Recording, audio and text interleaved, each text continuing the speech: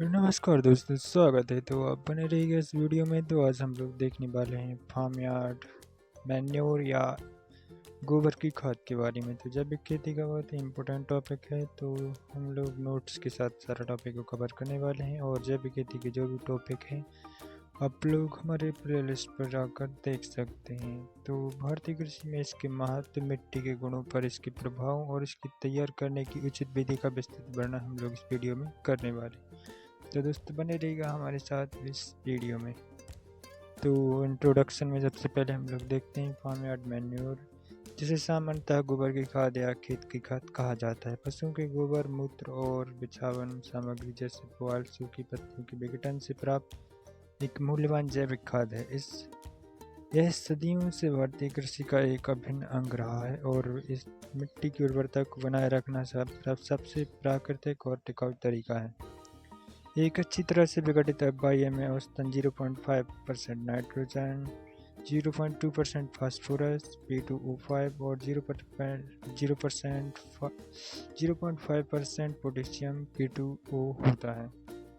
तो भारतीय कृषि में इसका महत्व। भारतीय कृषि, जिसमें बड़ी संख्या में छोटे और सीमांत किसान शामिल हैं, के लिए FIM का महत्व निम्नलिखित कारणों से बहुत अधिक है। तो सबसे पहला है हमारा टिकाऊ और जैविक खेती के आधार। जैविक खेती का आधार तो रासायनिक उर्वरकों के अत्यधिक उपयोग से मिट्टी की गुणवत्ता पर पड़ने वाले नकारात्मक प्रभाव के कारण जैविक खेती की ओर झुकाव बढ़ा है। FIM टिकाऊ खेती की नींव है। लागत प्रभावी, यह किसानों के लिए लगभग मुफ्त उपलब्ध होता है, जिससे खेती की लागत में भारी कमी आती है। पोषक तत्वों का धीमा स्राव। FIM में पोषक तत्व धीरे धीरे विघटित होते हैं और लंबे समय तक पौधों को उपलब्ध होते रहते हैं, जिससे पोषक तत्वों का क्षरण कम होता है।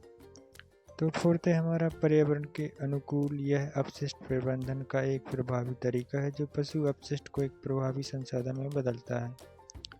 मिट्टी के गुणों पर प्रभाव। FIM मिट्टी के भौतिक, रासायनिक और जैविक तीनों गुणों पर सकारात्मक और दीर्घकालिक प्रभाव डालता है।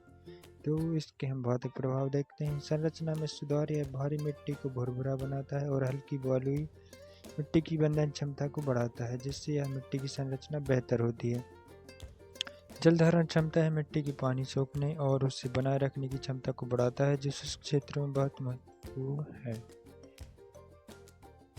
तो अगला है हमारा एरेशन या वातन। मिट्टी में हवा का संचार बेहतर होता है, जिससे जड़ों का विकास अच्छा होता है।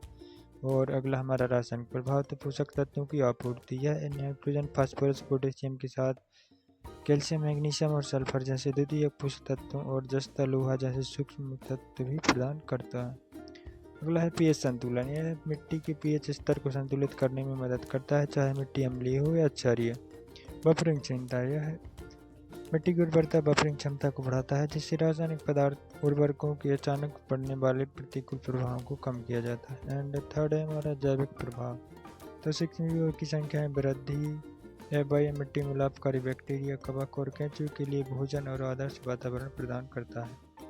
मिट्टी का जीवन। सक्रिय सूक्ष्मजीव मिट्टी के स्वास्थ्य को बनाए रखते हैं और पोषक तत्वों के चक्रण में महत्वपूर्ण भूमिका निभाते हैं। तो FIM तैयार करने की उचित विधि। तो गोबर की खाद गुणवत्ता और उसके तैयार करने के तरीके पर निर्भर करती है। अवैज्ञानिक तरीके जैसे खुले में ढेर लगाना से पोषक तत्वों, विशेषकर नाइट्रोजन का नुकसान होता है। उचित विधि निम्नलिखित है। गड्ढा विधि। तो खेत के कोने में उचित आकार जैसे 6 मीटर लंबा, 2 मीटर चौड़ा, 1 मीटर गहरा का गड्ढा खोदा जाता है। पशुओं के बाड़ से गोबर, मूत्र, भीगी सामग्री और बिछावन को इकट्ठा करके गड्ढे में डाला जाता है। गड्ढे को परत दर परत भरा जाता है। प्रत्येक परत को कॉम्पैक्ट किया जाता है, ताकि हवा का प्रवेश कम हो और नाइट्रोजन का नुकसान रोका जा सके। खाद को नम रखने के लिए समय समय पर पानी या परतें गोबर के घोल का छिड़काव किया जाता है। गड्ढे को ऊपर से मिट्टी या घास से ढक दिया जाता है। लगभग 3 से 4 महीने में एक बार पलटाई की जाती है। लगभग 6 से 8 महीनों में उत्कृष्ट भुरभुरी और गहरे रंग की खाद उपयोग के लिए तैयार हो जाती है। तो दोस्तों, वीडियो देखने के धन्यवाद। तो ऑर्गेनिक फार्मिंग की और भी वीडियो चाहिए जिस भी टॉपिक पर आप कमेंट कर सकते हैं और आपको सभी नोट्स यहाँ पर प्रोवाइड कर दिए जाएंगे।